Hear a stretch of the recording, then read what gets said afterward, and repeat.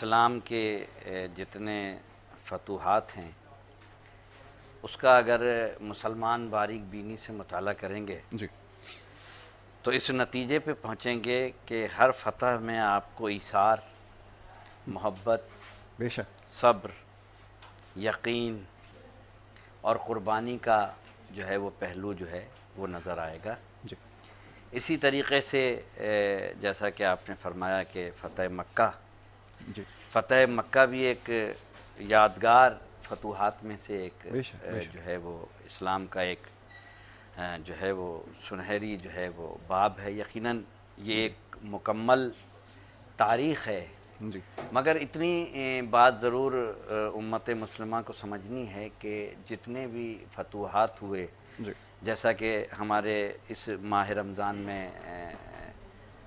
یوم بدر ہے جی اور دوسرا ہے، دوسرے مارکے ہیں اسلام کے، تو ہر مارکے میں فتح مکہ کی طرح ہر مارکے میں جب آپ دیکھیں گے تو اس فتح میں جی آپ کو ایک چیز ضرور ملے گی کہ ہر فتح میں کہیں بھی مسلمانوں نے پہل نہیں کی۔ بے سب سے شک بے پہلی شک یہ بالکل چیز ایسا جو ہے مسلمانوں کے لیے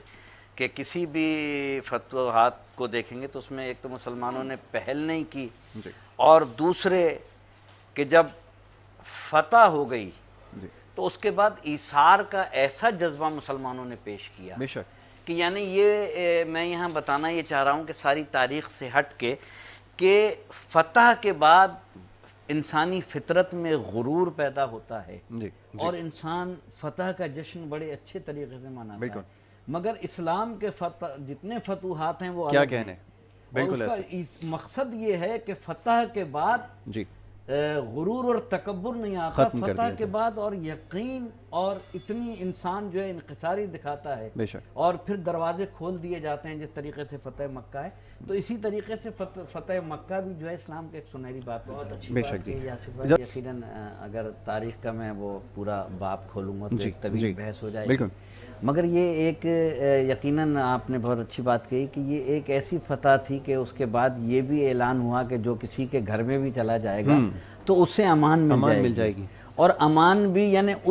اس کے گھر کے لیے بھی کہا گیا جس نے اسلام کے لیے جو ہے وہ اس قدر کانٹے بچھائے، مگر اس کے لیے بھی کہا گیا کہ اگر اس کے گھر میں بھی چلا جائے گا تو امان، یعنی اس کا مقصد یہ ہے فتح مکہ کا آج جو ہمیں پیغام مل رہا ہے وہ پیغام یہ مل رہا ہے کہ اسلام میں ٹالرنس، جی اسلام میں برداشت اور اسلام میں معاف کرنے کا مادہ بہت خوب سب سے زیادہ جو آج جس چیز کی ضرورت ہے فتح مکہ سے سمجھنے کی، آیا کہ میں اس کی تاریخ پیش کرتا یقیناً کہ کس طریقے سے یہ مارکا اور کیا واقعات ہوئے، مگر میں اس کا ایک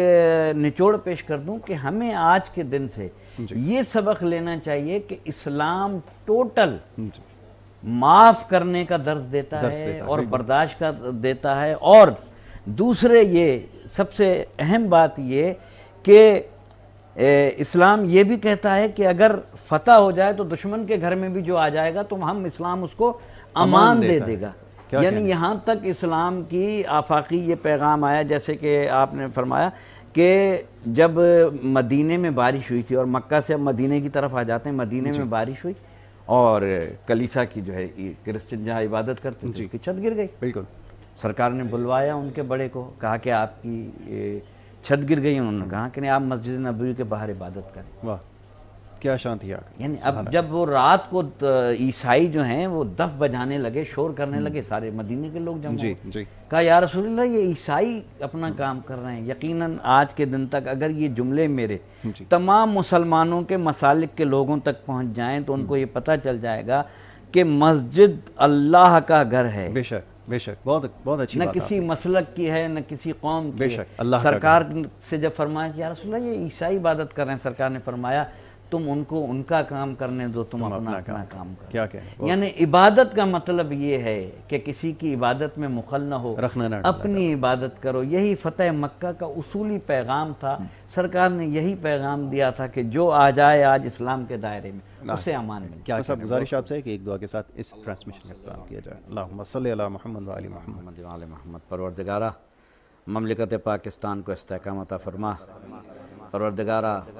پاکستان سے اور دنیا جہان سے جہاں جہاں مسلمان آباد ہیں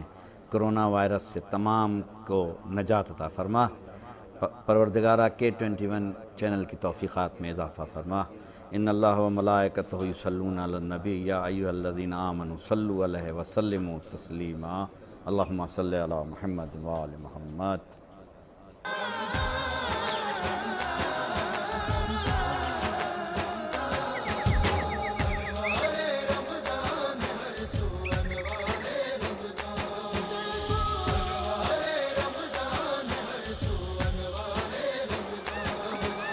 خود کو بچا لے دوزخ سے، تو ہوگا فی الانسان